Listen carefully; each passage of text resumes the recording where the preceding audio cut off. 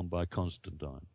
Peter Kedrowan-Taylor is, in my opinion, one of the world's leading environmental scientists. He's been to two of our previous Stars and Stones forums, and he's going to give us, I believe, a world-class assessment of global cooling and the evidence relating to the impact of the coming galactic center alignment.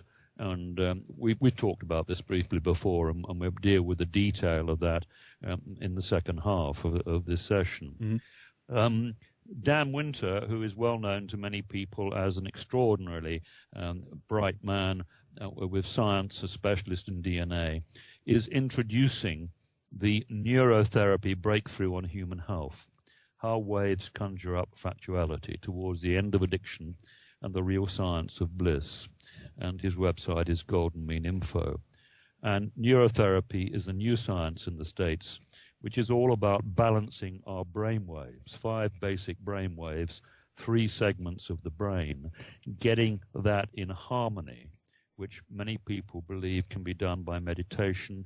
Many people believe that this is what the ancients were doing to reach higher levels of consciousness. And we now know that if we get our brains balanced, our bodies heal themselves.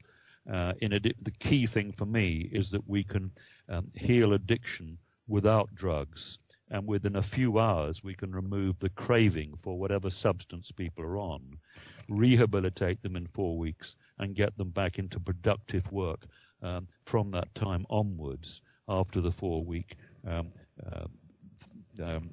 therapy, which really is involved in setting yourself targets, getting fit, having the right diet, and getting into a trade or profession or something that you want to do and can really get your teeth into and go to bed tired at night because you've enjoyed it so much. Right. We have Jez Taylor, who's doing an extraordinary pentagram in the Suffolk landscape.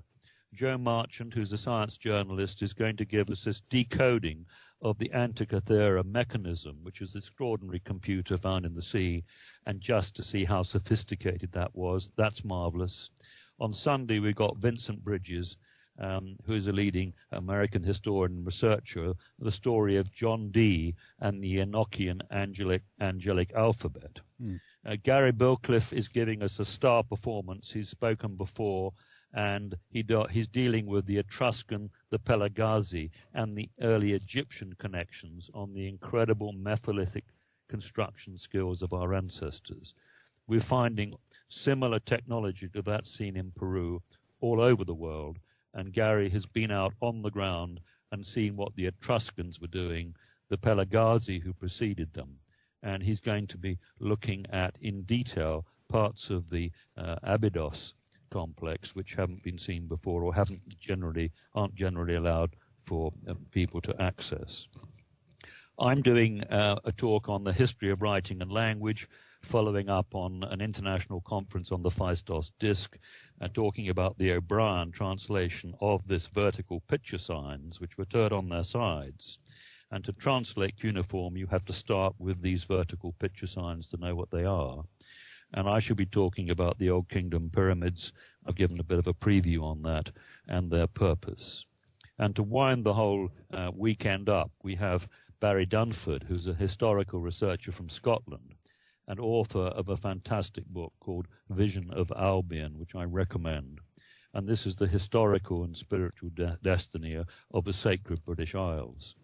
And what's so special about Barry's work is a sheer number of 15, 20 years research and work of incredible references to the fact that Britain housed this high culture, this high Druidic culture, which was a refuge from all the problems of the Near East when the climate changed and the various problems.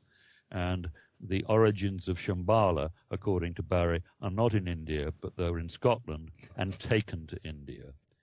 And that the Druid concept of way of doing things is not a religion, it was a way of doing things, a secular pursuit of knowledge, was the oldest religion, and takes us, in my other work, shows that we have very close links between the Druidic traditions, the people of the god An, the Tuatha De Nan, and Karsag itself with the Watchers and Angels, who were the culture bearers.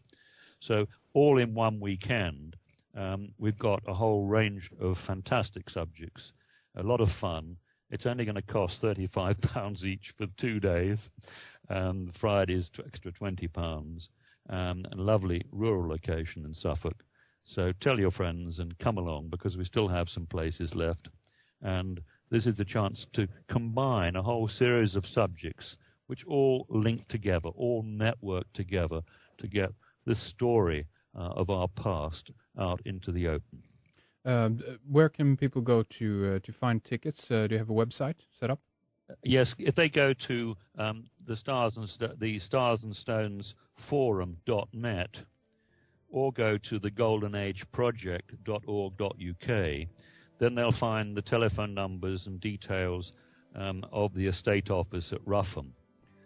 In fact, I can give you the phone number now. It's 01359 270 524. That's UK, of course. Yes. And ring up Claire Davis, and she'll look after you, find you some B&B accommodation, and come and have 4 or 5 days up in Suffolk and a nice Easter holiday.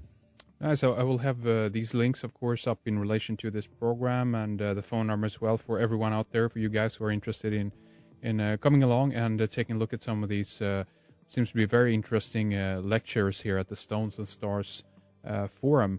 So Edmund, why don't we do like this? We can begin to round things up here for this hour. We can continue here talking, of course, more about Göbekli Tepe. I want to talk about some of the Peter Taylor, his work, and the relationship between the magnetic field of the sun and the magnetic field of the Earth, and how that potentially is going to affect our climate as the sun is heating up towards 2011, 2012, something like that. I want to talk a little bit more about Karsag, Mount Hermon, the Book of Enoch, and maybe we get into some more about the agriculture side and talk a little bit more about the Aryans as well. But I want to give your website out again, of course, Edmund, goldenageproject.org.uk. So head on over there, check out some of the articles, a lot of rare books and material for there to dig into, as it were. So thank you very much, Edmund, for this first hour. Stay with us. We'll take a little break, and then we'll be back. Thank you.